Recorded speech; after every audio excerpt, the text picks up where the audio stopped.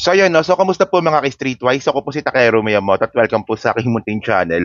So mga kababayan, ngayon po, dito po, no, sa hindi lang po nakakaalam, kanina po ay nagisa si Harry Roque po sa House ng mga congressman.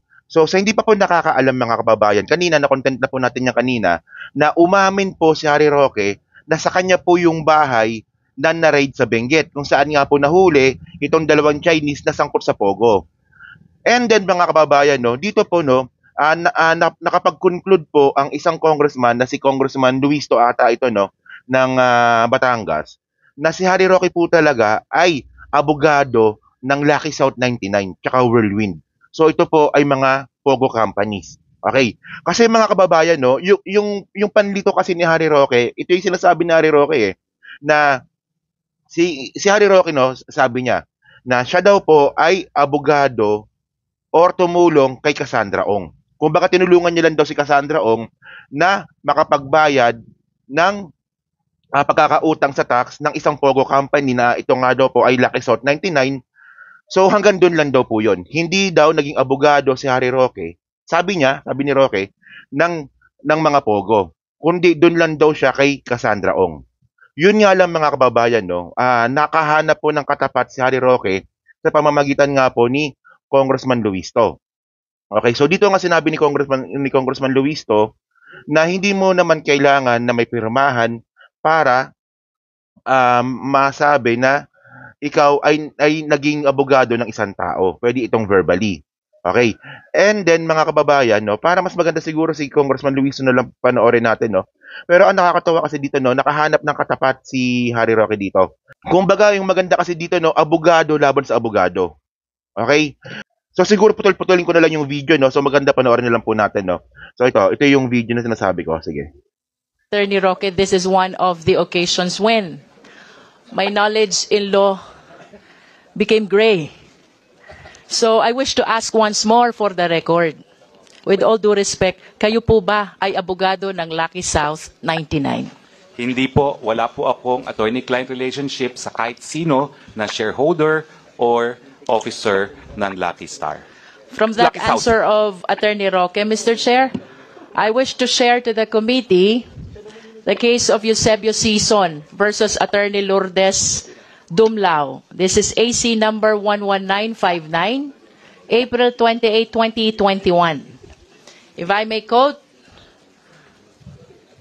a lawyer-client relationship is established when lawyers consistently manifest to a person consulting them that they would provide legal representation or assistance, regardless of the close ties between the parties or the lack of written contract or the non-payment of legal fees. It is very clear, Mr. Chair, that from the definition of a lawyer-client relationship, kahit walang kontrata, kahit walang payment of legal fees, the moment the client starts seeking advice and the lawyer starts giving advice, a client-attorney relationship is created. Can we be enlightened on this, Mr. Chair, from Attorney Roque? Attorney Roque, you are now recognized. Mr. Chair, tama po yun. Ang problema, wala pong kahit anong konsulta na nangyari sa panig ko at sa kahit kanino sa panig po ng Lucky South. Kaya miski wala pong bayad, wala pong kontrata, wala rin po kaming komunikasyon. Dahil ang komunikasyon ko po, lahat po yan ay kikasiong lamang.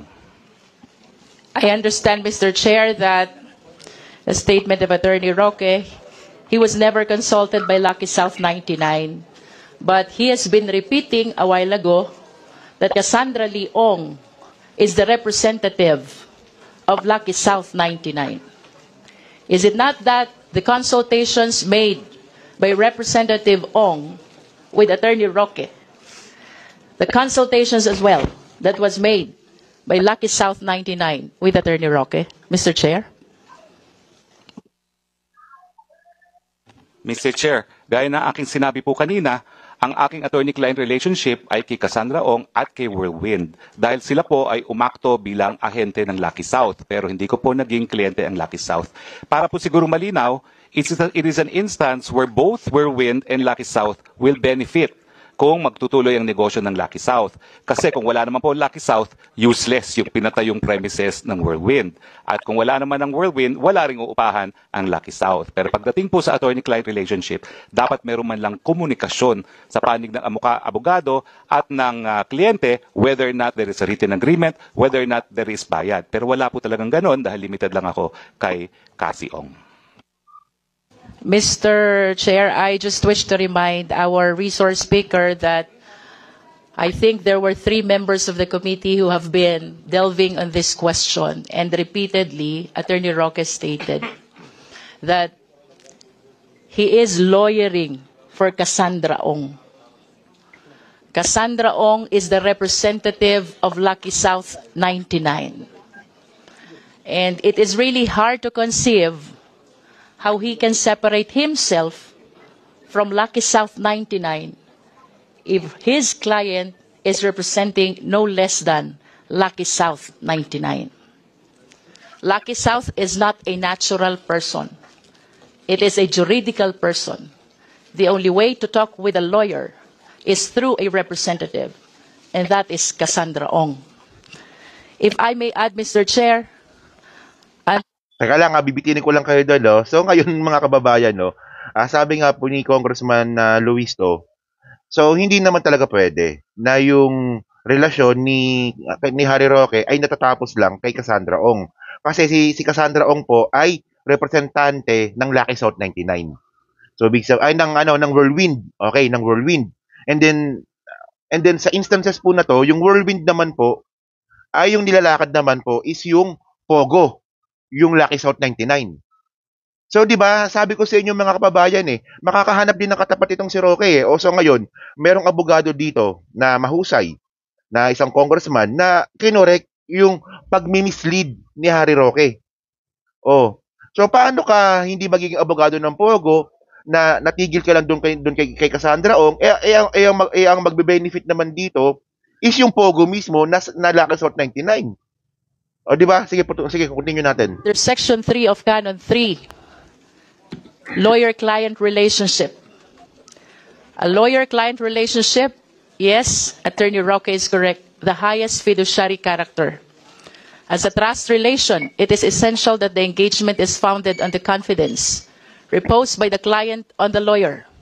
Therefore, a lawyer-client relationship shall arise when the client consciously, voluntarily, and in good faith, vest a lawyer with a client's confidence for the purpose of rendering legal services such as providing legal advice, representation, and the lawyer, whether expressly or impliedly, agrees to render such services.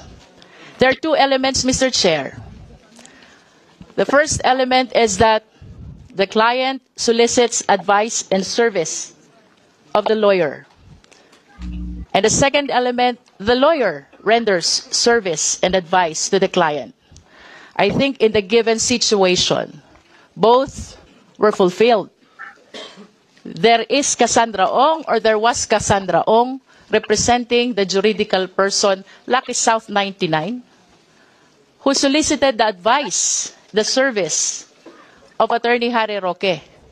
And Attorney Harry Roque physically accompanied Cassandra Ong to PAGCOR, a manifestation of his act of rendering service and advice to his client.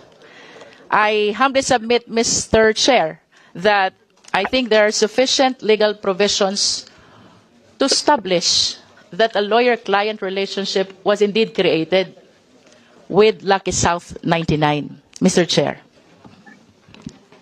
You want to reply on that, former Secretary Roque? Mr. Chair, I can only say that as a lawyer, I have a different opinion. I acknowledge that there is lawyer-client relationship between me and Cassie Ong as representative of Whirlwind, who in turn acted as agent for Lucky South. But that does not mean that Lucky South gave me their trust and confidence to represent me, and I will repeat it. Kung kukunin po nila ako to quash the raid on their property, I will readily accept it. Pero yun nga po, hindi nila gagawin yun. Dahil sa tingin nila, ang kritiko ng gobyerno, hindi magpapanalo ng kaso sa kanila, magpapalala pa. Yun lang po ang sitwasyon talaga. Mr. Chair, earlier, Attorney Roque likewise stated that Whirlwind is the agent of Lucky South. Does our resource speaker confirm this, Mr. Chair? Yes po. And can agency be implied? Well, it can be applied, but an agency once delegated cannot be further delegated. Yun po ang rule. Can it be done verbally?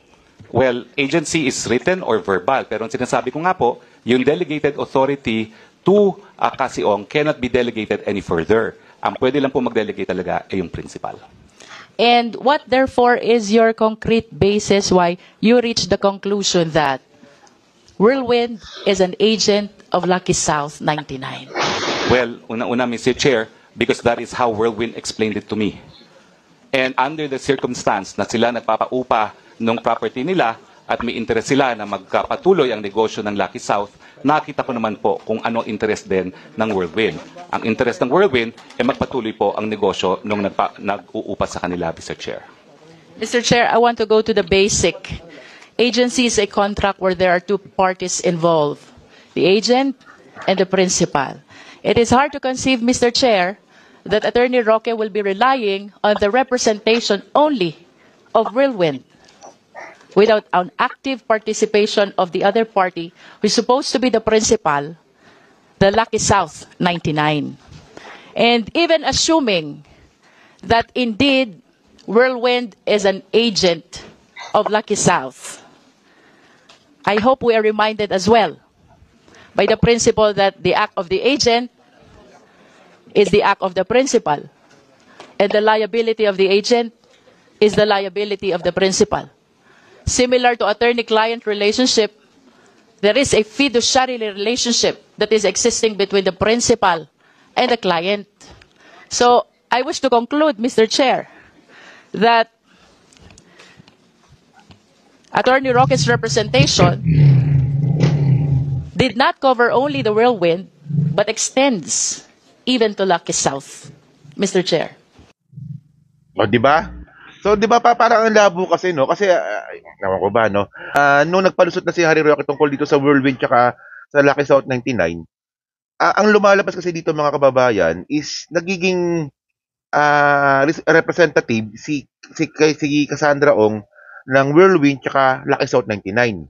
So, kung ang sabi nga ni Harry Roque, tinutulungan lang ng Whirlwind yung Lucky South 99 para makakuha ng permit, kasi yung Lucky South 99, ayan yung Pogo na na-raid, di ba? Parang ang labo naman na yun na, di ba kasi dapat dalawang tao nag-uusap dito sa Whirlwind, sa Whirlwind tsaka sa Lucky South 99, pero sa pagkakataon nga po sa sinabi ni Harry Roque, naging isa. So ngayon mga kababayan, no, dito po natin talaga makikita na si Harry Roque po talaga magaling po talagang mag-twist ng mga facts. So ngayon, dahil po dito po sa nangyari po sa house, is nakapag-establish po tayo ng isang senaryo na facts nakakatotohanan, kasi Harry Roque po talaga ay abogado ng Pogo. So yan, no, so at least you get the point, no. So yun mga kababayan, no, so gusto ko lang i-share tong video po na to kasi medyo mahaba po yung hearing kanina, mga 5 oras po ata, no. So at least dito po sa channel natin, nautay-utay po natin, nakakatay po natin yung video para magkaroon po tayo ng tamang information. Kasi malamang dito, sasagot na naman si Harry Roque sa vlog niya o kaya sa SMNI. Pero dito mga kababayan, malinaw po talaga na si Harry Roque po talaga ay abogado ng Whirlwind at saka ng Lucky South 99. Okay? So thank you mga kababayan. Kita na lang ulit tayo sa susunod na video. Salamat. Thank you.